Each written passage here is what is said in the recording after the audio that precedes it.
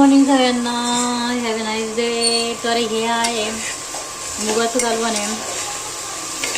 याच्यामध्ये ना फोडणीमध्ये कांदा टाकला आहे, लसूण टाकला आहे अँड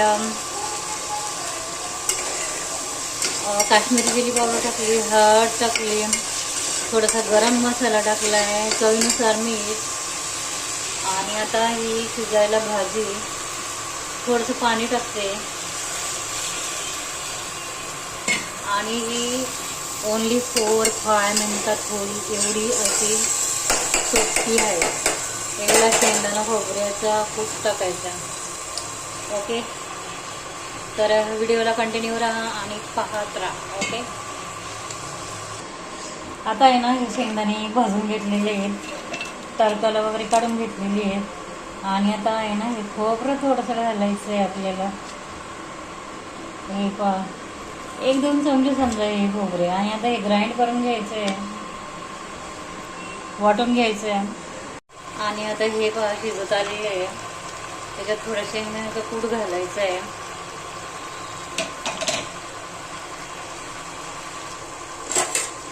त्याच्यामध्ये टेक्स्चर वगैरे बघा कसं आहे.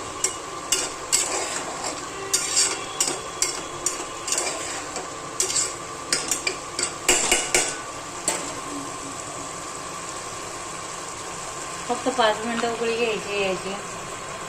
अजून हे आपण आहे ना कुकरमध्ये पण लावू शकतो.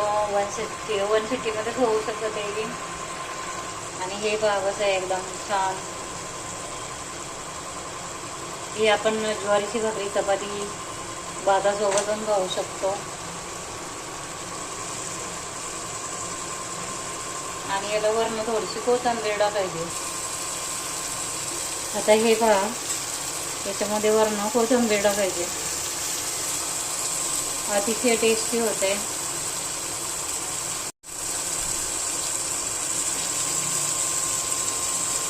आवडलं तर नक्की सबस्क्राईब करा.